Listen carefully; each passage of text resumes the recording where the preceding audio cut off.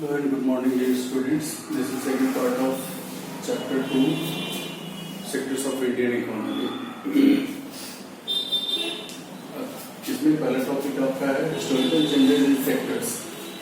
Sectors primary and tertiary and secondary जो तीन sectors आपने पढ़ा था उसमें इसका क्या क्या कंट्रीब्यूशन है, कैसे उनका चेंज आया है पुराने समय से लेकर अब तक. तो initially primary sector was most important contributor in the GDP till independence से लेकर और 1973-74 तक का जो पीरियड था वो प्राइमरी सेक्टर के लिए बहुत अच्छा था. और उस टाइम तक initially primary sector was most important. Innovation in primary sectors like farming produced much attention. शुरू में जो ग्रीन रेवोल्यूशन आया था, जो साइंटिफिक तरीके से खेती की जाती थी और कई सारे इनोवेटिव तरीके अपनाए गए जिसकी वजह से प्रोडक्शन में काफी बड़ा चेंज आया और बहुत ज्यादा इनकम बढ़ गई थी एग्रीकल्चर के through. Gradually people shifted to industries. धीरे धीरे लोगों का मूवमेंट स्टार्ट हुआ इंडस्ट्रीज की तरफ and now they moved towards secondary sector more. Now secondary sector found more attention as and provided employment to more and more number of people. धीरे धीरे industries, चाहे वो स्मॉल स्केल इंडस्ट्रीज हो, large scale industries हो, heavy industries हो, वो ज्यादा से ज्यादा लोगों को एम्प्लॉयमेंट प्रोवाइड करने लग गया. This lead to start service sector. और प्राइमरी और सेकेंडरी सेक्टर दोनों को कंट्रीब्यूट करने के लिए, दोनों को हेल्प देने के लिए टर्शियरी सेक्टर यानी सर्विस सेक्टर एग्जिस्टेंस में आया. And at present, service sector, yani tertiary sector, has become most important in terms of production and employment generation. आज के डेट में जो सर्विस सेक्टर है वो सबसे ज्यादा इम्पोर्टेंस गेन कर चुकी है और सबसे ज्यादा इनका कंट्रीब्यूशन दिया टुवर्ड्स जीडीपी में. कंट्रीब्यूशन इन जीडीपी की बात करें यानी जीडीपी में किसका कितना योगदान है, तो till 1973-74 primary sector has contributed maximum to the GDP. 1973-74 तक इंडिपेंडेंस के बाद से सबसे ज्यादा कंट्रीब्यूशन रहा एग्रीकल्चर और प्राइमरी सेक्टर का.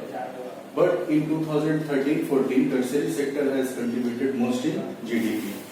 लेकिन 2013-14 की बात करें तो रिसेंटली अब सबसे ज्यादा कंट्रीब्यूशन है तो टर्शियरी सेक्टर यानी सर्विस सेक्टर का.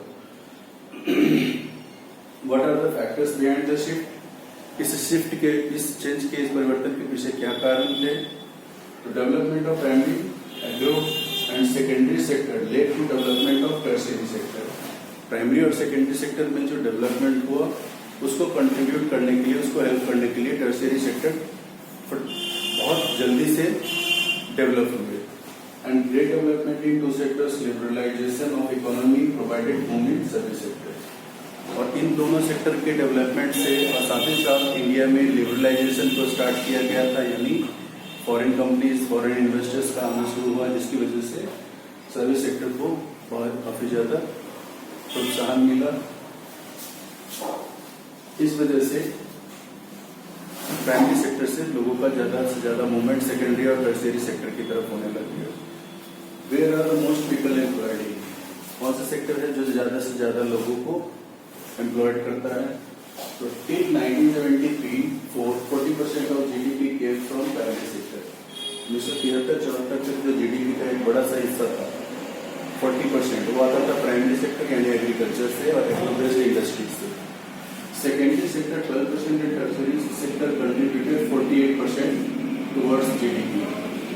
उस पीरियड तक सेकेंडरी सेक्टर का कंट्रीब्यूशन 12% था और टर्शियरी सेक्टर यानी सर्विस सेक्टर 48%. तब भी वो सबसे ज्यादा था. Till 1973 74% of population were engaged in primary sector while only 15% in tertiary sector. 1973 तक की बात करें तो हमारी जनसंख्या का बड़ा हिस्सा 74% एंगेज था प्राइमरी एक्टिविटीज में, प्राइमरी सेक्टर एक्टिविटीज में और ओनली 15% टर्शियरी सेक्टर में. ये सीधा का सीधा चेंज हो गया आगे आने वाले टाइम में. इन 2013-14 contribution of tertiary sector reached to 67% and primary sector reduced to only 12% of GDP. 2013-14 यानी रिसेंट अभी के टाइम की बात करें तो टर्शियरी सेक्टर यानी सर्विस सेक्टर का कंट्रीब्यूशन मैक्सिमम है, सबसे ज्यादा है और वो जीडीपी का एक बड़ा सा हिस्सा प्रोवाइड करता है यानी 67%। यानी जीडीपी में सबसे बड़ा हिस्सा जो भी है फिलहाल वो टर्शियरी सेक्टर का है, सर्विस सेक्टर का है। बट दूसरी तरफ देखें सबसे ज्यादा एम्प्लॉयमेंट जनरेशन का काम still primary sector is largest employer in India. अभी भी प्राइमरी सेक्टर जो है वो इंडिया में सबसे बड़ा एम्प्लॉयमेंट जनरेटर का काम करता है, मतलब सबसे ज्यादा लोग अभी भी इन्वॉल्व है प्राइमरी सेक्टर्स में। एक टर्म है डिसगाइज्ड अनएम्प्लॉयमेंट। डिसगाइज्ड अनएम्प्लॉयमेंट का मतलब है छिपी हुई बेरोजगारी, ऐसी बेरोजगारी जो दिखाई नहीं पड़ती लेकिन एग्जिस्ट करती है। More people engaged in agriculture than required. इसका सबसे बड़ा एग्जांपल है आपका एग्रीकल्चर में, जहां 10 लोगों की रिक्वायरमेंट है, 20-25 लोग काम कर रहे हैं, तो ये छिपी हुई बेरोजगारी यानी डिसगाइज्ड अनएम्प्लॉयमेंट है।